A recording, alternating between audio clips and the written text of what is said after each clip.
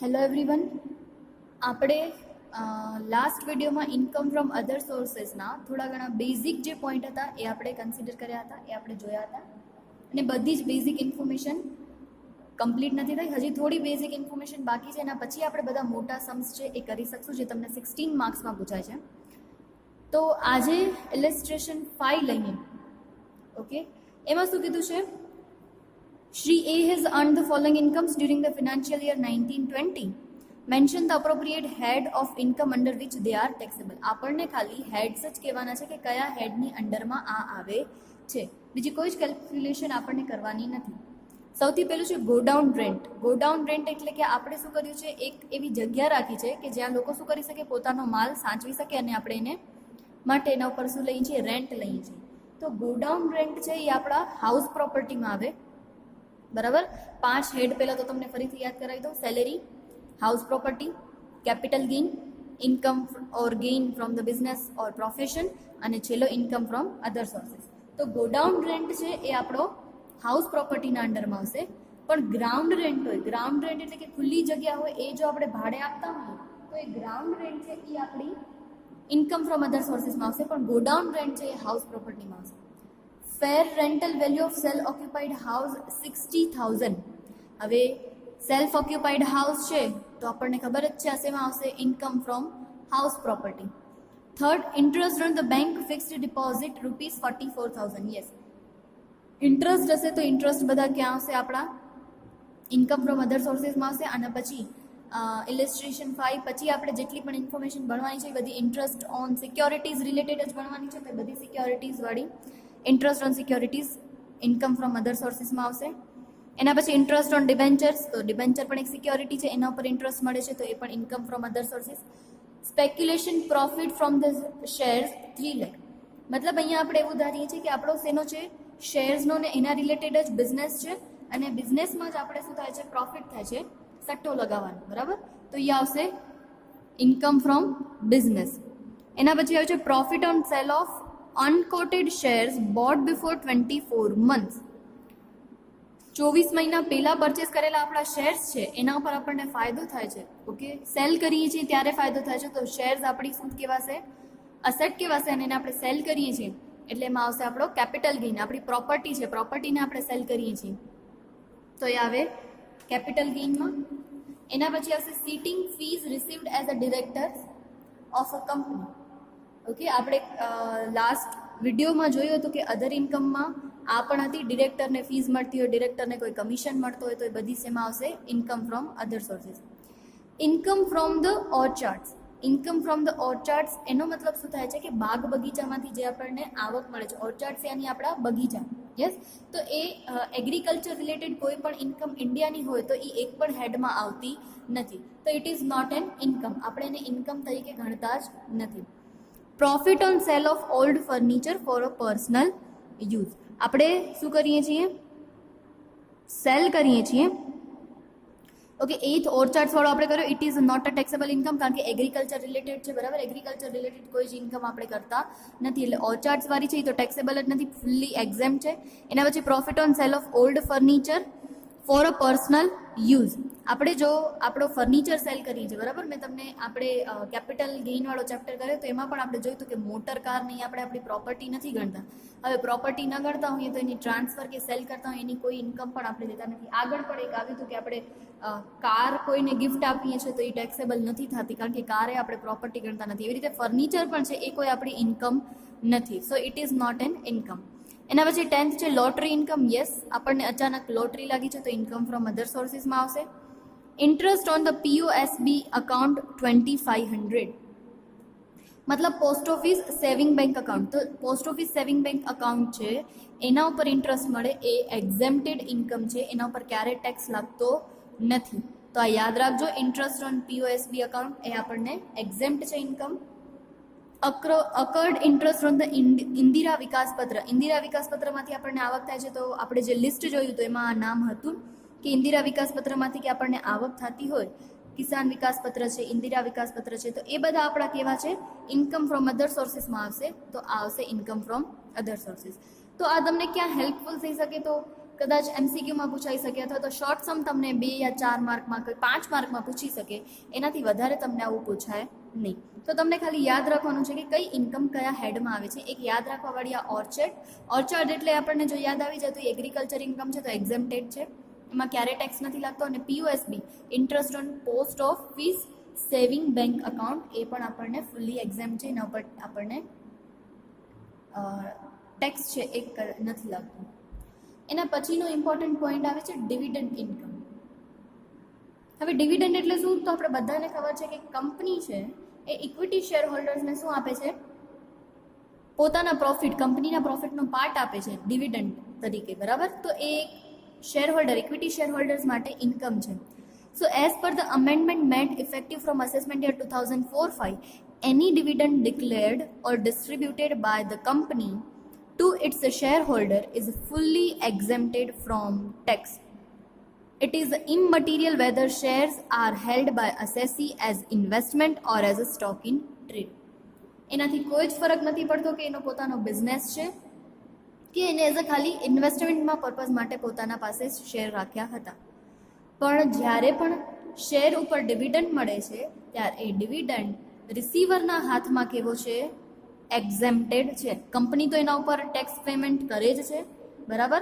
એટલે આપણે રિસીવર છીએ તો આપણા હાથમાં એનો ટેક્સ પેમેન્ટ કરવાનો આવતો નથી. Dividend declared by a company or distributed or the paid by it, it is deemed to be the income of a previous year and which is declared, distributed or paid. The date of actual receipt by the assessee is immaterial. The date of accrual or the dividend is taken at the date on which it is declared annual general meeting of the company. એટલે આપણે યાદ રાખવાનું છે અક્રુઅલ, ક્યારે payment થાય છે, ક્યારે રિસીવરને actual મળે છે, ઇઝ ઇમમટીરિયલ એટલે કે એનો કોઈ મતલબ નથી. પણ એ અક્રુઅલ એટલે કે ક્યારે ડિક્લેર કરે છે કંપની એ ઇમ્પોર્ટન્ટ છે. ઓકે, ડિવિડન્ડ માટે 3 પોઈન્ટ્સ છે એ ઇમ્પોર્ટન્ટ છે. First of all, dividend declare by Indian company. કઈ ડિવિડન્ડની ઇન્કમ છે આપણને એક્ઝેમ્પ્ટેડ છે? તો સૌથી પહેલાં ઇન્ડિયન કંપની હોવી જોઈએ. અગર ફોરેન કંપની પાસેથી આપણને ડિવિડન્ડ મળે છે તો એ આપણે ટેક્સેબલ થશે, ફૂલ્લી ટેક્સેબલ. જો મેં બાજુમાં લખી પણ રાખ્યું છે કે અગર ડિવિડન્ડ કોઈ ઇન્ડિયન કંપની આપે છે ઓર ડિવિડન્ડ કોણ યુટીઆઈ એટલે કે યુનિટ ટ્રસ્ટ ઓફ ઇન્ડિયા અથવા તો કોઈ મ્યુચ્યુઅલ ફંડ આપે છે તો એ એક્ઝેમ્પ્ટ છે. પણ જો અગર ડિવિડન્ડ ફોરેન કંપની ડિક્લેર કરે છે તો ફૂલ્લી ટેક્સેબલ છે. ઓકે, તો આપણને યાદ રાખવાનું છે કે અગર ડિવિડન્ડ ઇન્ડિયન કંપનીનું હશે ઓર યુટીઆઈ ઓર મ્યુચ્યુઅલ ફંડનું હશે તો એક્ઝેમ્પ્ટેડ છે. પણ ફોરેન કંપની ડિવિડન્ડ આપે છે તો એ આપણા માટે ફૂલ્લી ટેક્સેબલ થશે. ઓકે, એના પછી dividend paid by Indian company only is exempted in the hands of the shareholders, but the company will have to pay dividend at prescribed rate. જે મેં તમને કીધું છે ડિવિડન્ડનો ટેક્સ છે કંપની પેમેન્ટ કરે છે એટલે આપણને પેમેન્ટ કરવાનો આવતો નથી. આપણા હાથમાં કેવી છે? એક્ઝેમ્પ્ટેડ ઇન્કમ છે, પણ કંપની તો એ પેમેન્ટ કરે જ છે, બરાબર છે? હવે એક અમેન્ડમેન્ટ છે, એમાં એક સુધારો કરેલો છે. કયો સુધારો છે? In case of an assessee who is a resident in India, any income in aggregated exceeding 10 lakh by way of dividends declared, distributed or paid by a domestic company, 10% tax is chargeable. અગર કોઈ વ્યક્તિ એવું છે, કોઈ એચયુએફ એટલે કે Hindu undivided family ઓર કોઈ individual ઓર કોઈ ફર્મ એવી છે કે જેને ડિવિડન્ડમાંથી 10 લાખથી વધારે ઇન્કમ થતી હોય તો એને 10% ટેક્સ પડશે, અધરવાઇઝ એને 10% ટેક્સ નહીં પડે. ફૂલ્લી કેવી છે? એક્ઝેમ્પ્ટેડ છે. પણ 10 લાખથી વધારે હશે તો ટેક્સ થશે. કદાચ તમને એમસીક્યુમાં ક્યાંક પૂછે તો આપણને આવવું જોઈએ. Main important point income from other સોર્સિસનો આવે છે income of interest on securities. એક કેશ વાળો આપણે કરી લીધો, બરાબર. બીજું ડિવિડન્ડ યાદ રાખવાનું છે. એગ્રીકલ્ચર ઇન્કમ પણ આપણી એક્ઝેમ્પ્ટેડ છે ઇન ઇન્ડિયન લેન્ડ. ઓકે, ઇન્ડિયાની લેન્ડમાં હશે તો એક્ઝેમ્પ્ટેડ છે, અધરવાઇઝ જો બારે ક્યાંય કરતા હશું તો એ તો ટેક્સેબલ જ છે. હવે મેઇન ઇમ્પોર્ટન્ટ પોઈન્ટ આવે છે ઇન્ટરેસ્ટ ઓન સિક્યોરિટીઝ. બહુ જ ધ્યાનથી સમજજો. અગર એક પણ પોઈન્ટ તમને ન સમજાય તો પૂછી લેજો. ફર્સ્ટ ઓફ ઓલ તમને કીધું છે it is an important source of income of a trust, public institution, banks, insurance company etcetera and it is included under the head of income from other sources. આ investment કરીને એના ઉપર જે ઉપર interest મળે છે એ કઈના કોના માટે ઇમ્પોર્ટન્ટ છે? તો ટ્રસ્ટ હોય, પોતાના ટ્રસ્ટના રૂપિયા લોકો ઘરે રાખે તો ફાયદો ન થાય, પણ ઇન્વેસ્ટ કરે તો ફાયદો થાય. બેંક છે, ઇન્સ્યોરન્સ કંપનીઝ છે, આ બધા જ કરે છે. શું કરે છે? પોતાના અમાઉન્ટ છે એ ઇન્વેસ્ટ કરી નાખે છે અને એના ઉપર એ લોકોને ફાયદો મળે છે. The following interest due to an assessee in the previous year are the chargeable to income tax. ગમે તેમાંથી આપણને ઇન્ટરેસ્ટ મળે છે એ આપણા માટે શું છે, ચાર્જેબલ છે. Interest on any security of the central state government excluding interest payable on annuity deposit by including interest on PO national saving certificate. બાકી કોઈ પણ સેન્ટ્રલ અને સ્ટેટ ગવર્મેન્ટ ઉપર ઇન્ટરેસ્ટ મળતો શું છે, ચાર્જેબલ છે. પણ એક્સક્લુડિંગ બ્રેકેટમાં જે આપ્યા હોય એ આપણા એક્ઝેમ્પશન છે, બરાબર. સેન્ટ્રલ પીઓ નેશનલ સેવિંગ સર્ટિફિકેટ હશે એના ઉપર ઇન્ટરેસ્ટ હશે તો એ ટેક્સેબલ નહીં થાય. Interest on debenture or other securities for the money issued by local authority, બરાબર. કોઈ પણ એવી હશે ડિબેન્ચર અધર સિક્યોરિટીમાં તો ટેક્સ લાગશે જ. Interest on debenture or other security issued by a company, અગર એ કંપની ઇશ્યુ કરે છે, કોઈ લોકલ ઓથોરિટી ઇશ્યુ કરે છે, એ મતલબ કે ગવર્મેન્ટ ઇશ્યુ કરે છે, ઓર કોર્પોરેશન ઇશ્યુ કરે છે, તો બધા ઉપર ઇન્ટરેસ્ટનો છે એ બધી જ ઇન્કમ ફ્રોમ અધર સોર્સિસમાં આવશે અને ટેક્સેબલ થશે. મેઇન ઇમ્પોર્ટન્ટ જે પોઈન્ટ્સ છે એ ધ્યાનમાં રાખવાના છે. કયા કયા છે? Basis of charge. Interest on security is a charge on due basis. હંમેશા યાદ રાખવાનું, ડ્યુ બેઝિસ એટલે કે એનો મતલબ થાય કે આપણા હાથમાં ક્યારે આવે છે, મતલબ કે ઇન્વેસ્ટરના હાથમાં આવે છે ઇમ્પોર્ટન્ટ નથી. કોઈ પણ કંપની છે અથવા તો ગવર્મેન્ટ છે એ ડ્યુ કરી દે છે. ડ્યુ મતલબ કે જાહેર કરી દે છે કે ભાઈ આટલો ઇન્ટરેસ્ટ મળવાનો છે, તો એ દિવસે આપણી ઇન્કમ કાઉન્ટ થાય. So due basis that is such a income is to be the included in the total income when it becomes due. Due એટલે કે જ્યારે લેવા પાત્ર થતી હશે ત્યારે આપણે એને ગણી લેશું. It is a immaterial whether it is a received or not. ખરેખર મળે છે એ દિવસે કે નથી મળતી એ ઇમ્પોર્ટન્ટ નથી, પણ ડ્યુ થઈ ગઈ છે તો આપણે એને ઇન્કમ તરીકે ગણી લેશું. બટ અમુક અસેસી એવા હોય છે કે જે પોતાના કેશ બેઝિસ ઉપર રાખતા હોય, તો કેશ બેઝિસ ઉપર જ્યારે હશે તો પછી એને જ્યારે એકચ્યુઅલમાં કેશ રિસીવ થતી હશે ત્યારે જ. બાકી મોસ્ટલી આપણા ઇન્ડિયામાં બધા જ અકાઉન્ટ્સ છે એ ડ્યુ બેઝિસ, અક્રુઅલ બેઝિસ ઉપર જ આપણે મેન્ટેન કરીએ છીએ. Second, receipt of the past income. If any interest on securities are received as assessee in the previous year, it is also to be included in the income under this head if such interest had not been charged to income tax for any earlier previous year. આપણે ઘણીવાર ખબર છે કે preference shares કે કોઈ હોય તો ક્યારેક કોઈ વર્ષે નફો ન થાય એ વર્ષમાં, તો કંપની શું કરે, એ વર્ષે નફો ન આપે ને નેક્સ્ટ યર આપે. તો એકચ્યુઅલી ઇન્કમ તો એ પ્રીવિયસ યરની હતી, પણ વાંધો નહીં, આ વર્ષે મળે છે એના ઉપર કોઈ ટેક્સ પેમેન્ટ નથી થયો, તો આપણે આ વર્ષે એના ઉપર ટેક્સ પે કરશું, બરાબર. આપણા ઇન્કમમાં કન્સિડર કરીને ટેક્સ પે કરશું. Tax liability on a due date. Income tax on interest from securities is payable by a person who is the holder of the securities on a due date of interest. It is immaterial whether the sale or purchase of security is ex interest or the cum interest. Hence, it may happen that the holder of security may have to pay tax on the interest due, even if he holds it for one day only. એટલે એમ કહે છે કે જેના પાસે security હશે એને income ગણીને tax payment કરવો પડશે, બરાબર. જેના પાસે છે ડ્યુ ડેટના, જેના પાસે છે એને પેમેન્ટ કરવું જ પડશે. હવે મેઇન ઇમ્પોર્ટન્ટ છે, શું કામ આપણે આ ભણીએ છીએ, આ પોઈન્ટ એટલો ઇમ્પોર્ટન્ટ શું કામ છે? Deduction of the tax at source. તમે બધાએ આ વર્ડ સાંભળ્યો હશે. સર્વિસમાં ઓલવેઝ TDS કપાય. TDS means tax deducted at source, બરાબર. TDS. Interest on security is always paid after deducting tax at a sources. Hence, the holder of the securities does not get the total amount of interest due, but he gets a net amount after the deduction of a tax. મતલબ શું થાય છે? હંમેશા જ્યારે પણ security ઉપર interest આવે છે ત્યારે ઇન્ટરેસ્ટ ઉપર TDS કટ થઈ જાય. TDS એટલે કે જ્યારે એને મળવાની હોય એટ પ્રેઝન્ટ એનામાંથી ટેક્સ કાપી લેવામાં આવે છે.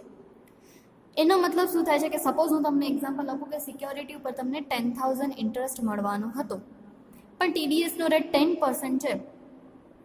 દેટ મીન્સ કે તમને જ્યારે ઇન્કમ મળવાની હોય 10,000, એના ઉપર ત્યારે જ 10% ઇન્ટરેસ્ટ એટલે કે 1,000 રૂપીઝ કટ કરી લે અને નેટ ઇન્કમ તમારા હાથમાં આવે, દેટ ઇઝ અ 9,000. ઓકે, તો તમારા હાથમાં ઇન્કમ કેટલી આવી? 9,000 આવી. એકચ્યુઅલમાં ઇન્કમ તમારી થઈ કેટલી હતી? અક્રૂડ કેટલી થઈ હતી? અકર્ડ 10,000 થઈ હતી. વચ્ચે જે 1,000 રૂપીઝ મિસિંગ છે, કટ થઈ ગયા, એ છે TDS.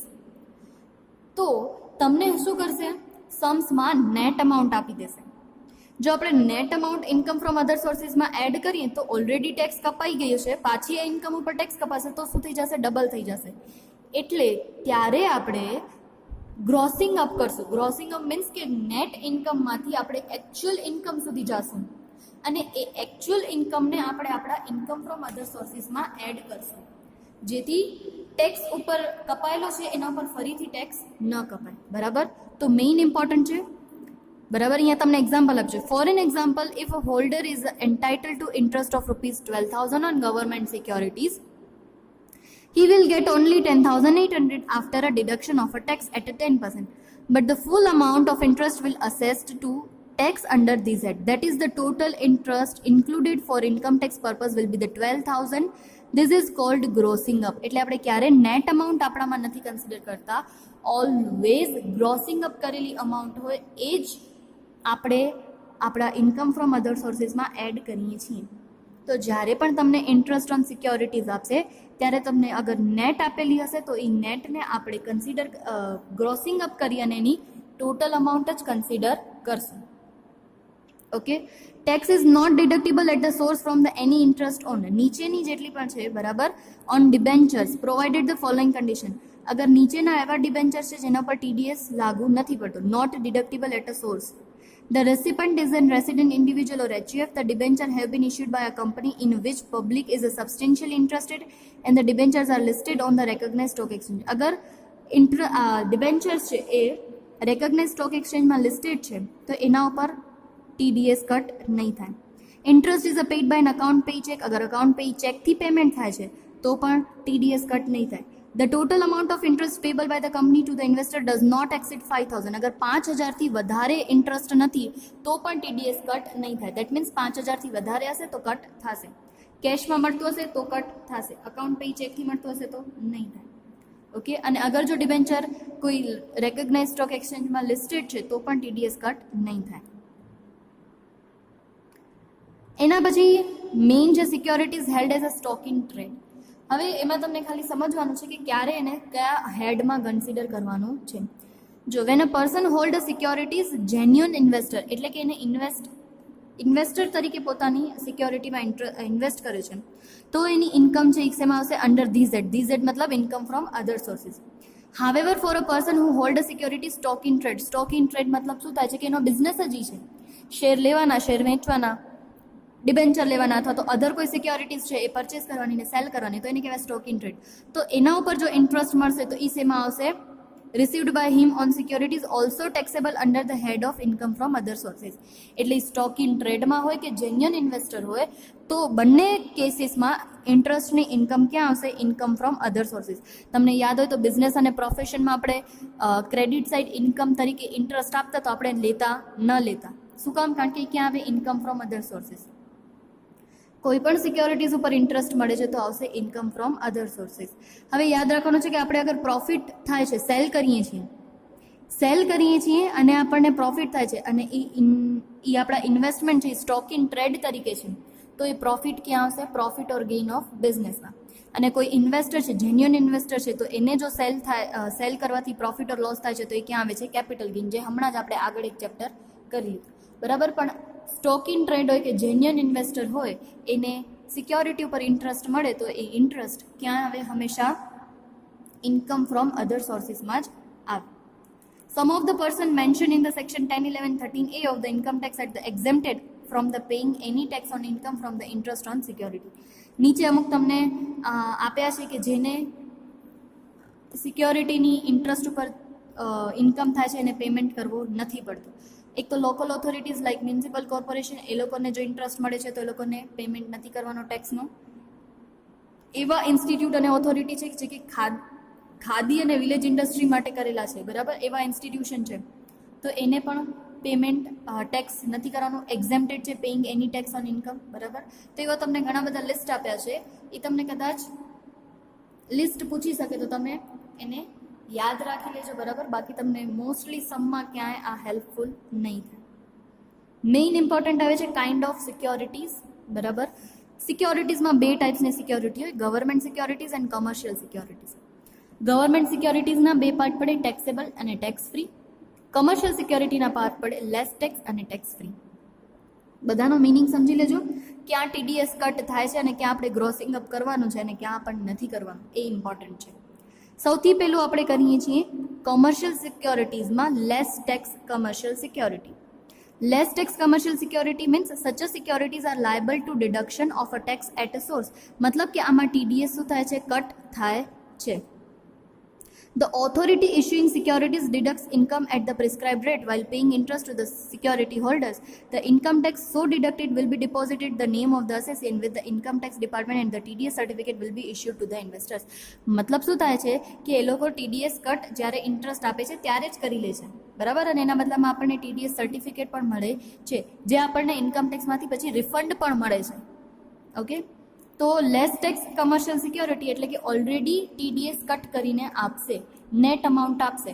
તો અગર સમમાં નેટ અમાઉન્ટ આપેલી હશે તો આપણે એને શું કરશું, ગ્રોસિંગ અપ, કારણ કે ઇન્કમ ફ્રોમ અધર સોર્સિસનો નિયમ છે કે નેટ અમાઉન્ટ નહીં લેવાની, કઈ લેવાની, ટોટલ એકચ્યુઅલ એને મળવાપાત્ર કેટલી થતી હતી એ અમાઉન્ટ કન્સિડર કરવાની, એટલે એને આપણે શું કરશું, ગ્રોસિંગ અપ કરશું. Tax free government security. Tax free securities means such a securities on which no tax is deducted at a source. Government securities હશે tax free છે તો એના ઉપર આપણે tax કટ કરતા નથી. Which makes payment of interest to the security holder.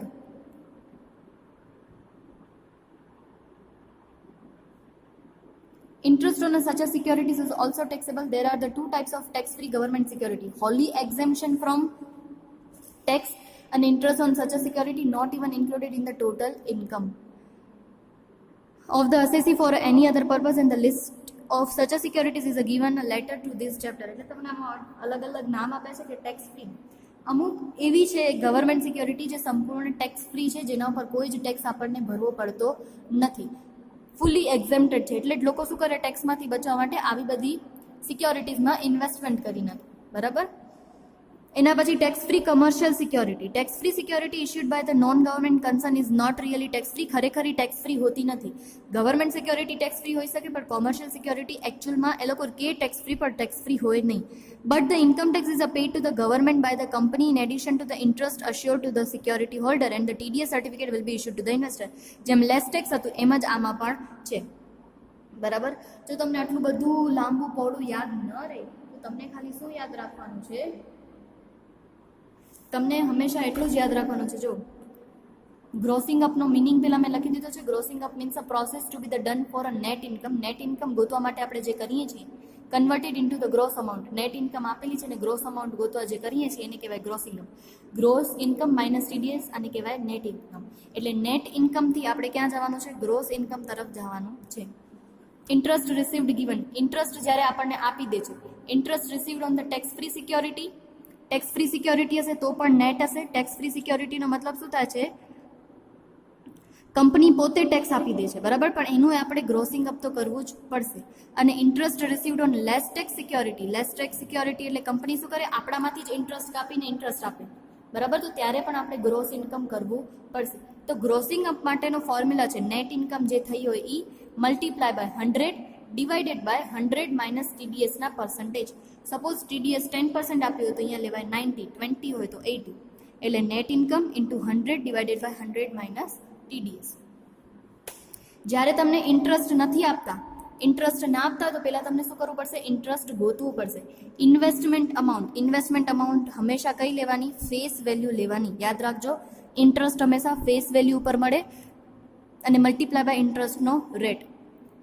આમાં શું થશે, ટેક્સ ફ્રી સિક્યોરિટીઝ હશે તો એનો નેટ આપેલો છે, આપણને શું કરવું પડશે, ગ્રોસિંગ અપ કરવું જ પડશે. મોસ્ટ એક ઇમ્પોર્ટન્ટ વસ્તુ યાદ રાખજો, ગવર્મેન્ટ સિક્યોરિટીઝ હશે ને એ હોલી ટેક્સ ફ્રી હોય કે ટેક્સેબલ હોય, એમાં ક્યારેય ગ્રોસિંગ અપ કરવું પડે નહીં. આમાં તમને આટલી બધી વસ્તુઓ લખાવી છે, પણ એના કરતાં તમે એટલું યાદ રાખજો કે ગવર્મેન્ટ સિક્યોરિટીઝ હશે એ ટેક્સ ફ્રી હોય કે હોલી ટેક્સેબલ હોય, no grossing up. Grossing up government સિક્યોરિટીઝનું ક્યારેય થાય નહીં. જે આપેલું હોય એ હંમેશા ગ્રોસ અમાઉન્ટ જ હોય. મેં જો અહીંયા લખી રાખ્યું છે કે government securities gross amount given, so no grossing up is done. તમે કન્ફ્યુઝન થાય કે અરે યાર ટેક્સ ફ્રીમાં શું લઉં ને ટેક્સેબલમાં શું લઉં ને લેસ ટેક્સમાં શું લઉં, ટેક્સ ફ્રી શું લઉં, તો આટલો બધો કન્ફ્યુઝન ક્રિએટ કરવાની કોઈ જ જરૂર નથી. ગવર્મેન્ટ સિક્યોરિટીઝ આપે છે એ હોલી ટેક્સ ફ્રી હોય કે ટેક્સેબલ હોય, આપણને હંમેશા શું આપે છે, ગ્રોસિંગ અમાઉન્ટ જ આપે છે, તો આપણને ગ્રોસિંગ અપ કરવાની જરૂર રહેતી નથી. વાત આવી કોમર્શિયલ સિક્યોરિટીઝ. કોમર્શિયલ સિક્યોરિટીઝમાં શું હોય, ટેક્સ ફ્રી હોય કે લેસ ટેક્સ હોય, એમાં ખાલી ફેર શું થાય છે, ટેક્સ ફ્રી હોય એટલે એમાં ટેક્સ આપણને કંપની પોતે જ આપી દે છે અને લેસ ટેક્સ એટલે શું કરે, આપણી ઇન્કમમાંથી ટેક્સ માઇનસ કરીને આપે. તો બંનેમાં એ લોકો શું આપે, નેટ અમાઉન્ટ જ આપશે. નેટ અમાઉન્ટ આપણા પાસે હશે, આપેલી હશે ગીવન. તો આપણે બંનેમાં શું કરવું પડશે, ગ્રોસિંગ અપ કરવું જ પડશે. તો તમે સાદી એક વાત યાદ રાખી લો કે ગવર્મેન્ટ સિક્યોરિટી હશે તો ગ્રોસિંગ અપની કોઈ જરૂરિયાત નથી, કારણ કે ઓલરેડી ગ્રોસ અમાઉન્ટ જ આપેલી હશે, બરાબર. અને અગર કમર્શિયલ સિક્યોરિટીઝ છે, મતલબ કે ગવર્મેન્ટ સિવાયની કોઈ કંપનીની કે કોર્પોરેશનની સિક્યોરિટીઝ છે, તો એમાં આપણને કમ્પલસરી ગ્રોસિંગ અપ કરવું જ પડશે. ટીડીએસનો રેટ 10% છે, બરાબર, કોઈ પણ સિક્યોરિટીઝ હોય. અને અગર જો પાન નંબર નથી આપેલા, કોઈ અસેસીએ પેન નંબર નથી આપેલા, પરમનન્ટ અકાઉન્ટ નંબર જેને આપણે પેન કાર્ડ કહીએ છીએ, તો પછી 5,000થી વધારે અમાઉન્ટ હશે તો એને 20% આપવો પડશે. ક્લિયર છે? ફરીથી કહું છું, પહેલાં તો ગ્રોસિંગ અપમાં ગવર્મેન્ટ સિક્યોરિટી અને કમર્શિયલ સિક્યોરિટીની તમને આટલી બધી વસ્તુ આપેલી છે મેં જે તમને કીધી.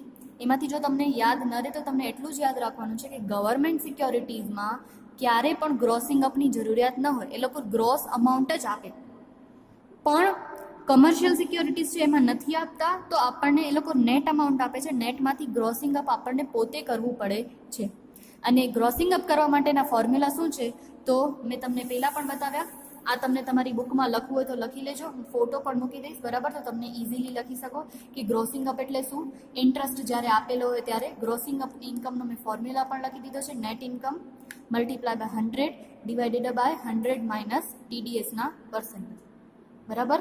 તો આ પેજનો હું તમને ફોટો મૂકી દઈશ તો તમે એને ઇઝીલી લખી શકશો. ક્લિયર દેખાય તો છે, પણ તોય તમને ફોટો મૂકી દઈશ.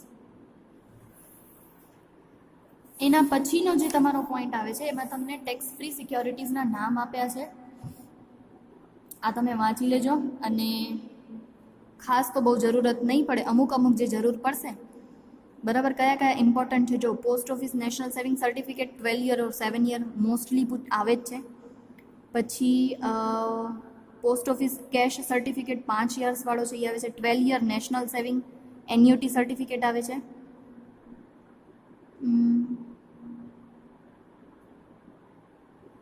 આવા થોડા જેટલા છે એમાં મોસ્ટલી ટેક્સ ફ્રી હોય છે. આવા તમને સમસમાં આવે છે, બરાબર.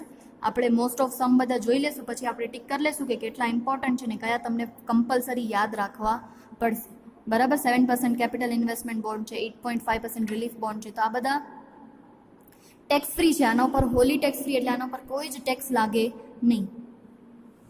ફરીથી તમને ગ્રોસિંગ અપ ઓફ ઇન્કમમાં વરી ટેક્સ ફ્રી ને લેસ ટેક્સ ને ટેક્સ ફ્રી કોમર્શિયલ સિક્યોરિટી આપી છે, તો તમને કન્ફ્યુઝ થાય એના કરતાં બેટર છે એટલું જ યાદ રાખજો, government security always gross amount જ હોય, ડાયરેક્ટ લઈ લેવાની. અને કોમર્શિયલ સિક્યોરિટીઝ હોય એમાં હંમેશા આપણને નેટમાંથી ગ્રોસમાં કન્વર્ટ કરવું પડશે. એક સાવ જ નાનકડો શોર્ટ સમ છે જે તમને આઈડિયા આવી જશે કે નેટ ઇન્કમ કઈ રીતે ફાઇન્ડ કરવાની છે.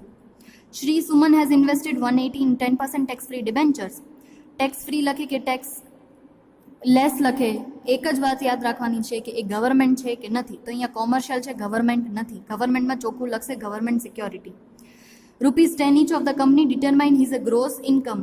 ગ્રોસ ઇન્કમ ફાઇન્ડ કરવાની છે under the head of income from other sources. TDS is 10%. હવે સૌથી પહેલાં તો આપણા આના પાસે શું છે, અમાઉન્ટ જ નથી કે ઇન્વેસ્ટમેન્ટની અમાઉન્ટ કેટલી, ઇન્ટરેસ્ટની અમાઉન્ટ કેટલી. પણ આપણે ખબર જ છે 180 ઇન્વેસ્ટમેન્ટ કર્યો છે અને એના ઉપર 10% છે, તો 180 ને 10% એટલે કેટલા થાય, 18,000 થાય. હવે કોઈ પણ કોમર્શિયલ સિક્યોરિટી હોય એટલે આ અમાઉન્ટ મળશે, એ અમાઉન્ટ આપણને કેવી મળશે, નેટ અમાઉન્ટ મળશે, જેનામાંથી ટેક્સ માઇનસ કરેલું છે. એટલે આપણે એને કન્વર્ટ કરવી પડશે ગ્રોસમાં. તો તમને અહીંયા આવી રીતે કર્યું છે કે 10% TDS છે, તો અગર TDS બાદ કર્યા પછીની ઇન્કમ 90 એટલે કે નેટ 90, તો ગ્રોસ 100, તો 18,000 પર કેટલા. અને મેં તમને જે ફોર્મ્યુલા લગાવ્યો છે, ડાયરેક્ટ ફોર્મ્યુલા લગાવશો તો પણ થઈ જશે 18,000 મલ્ટીપ્લાય બાય 100 અને ડિવાઇડેડ બાય આપણે શું કરી છે 100 માઇનસ TDSના પર્સન્ટેજ એટલે 10. એટલે વસ્તુ તો એક જ થશે 18,000 ઇન્ટુ 100 ડિવાઇડેડ બાય 90, એટલે આન્સર આવી જશે 20,000. એટલે ઇન્કમ ફ્રોમ અધર સોર્સિસમાં આપણે ઇન્કમ કેટલી કન્સિડર કરશું, 20,000 કન્સિડર કરશું, 18,000 નહીં. ઇન્કમ ફ્રોમ અધર સોર્સિસમાં ઓલવેઝ ગ્રોસ ઇન્કમ જ કન્સિડર કરવાની હોય છે. ઓકે, ઇલેસ્ટ્રેશન 6 સુધી બધી તમારે શોર્ટ ઇન્ફોર્મેશન છે જે તમને સમ્સમાં યુઝફુલ થાય છે એ આવી ગઈ છે. એના પછીથી આપણે બધા મોટા સમ્સ છે સ્ટાર્ટ કરશું. આ ગ્રોસિંગ અપ ઇન્કમ વાળો એક પોઈન્ટ ખાસ યાદ રાખી લેજો. Okay, thank you.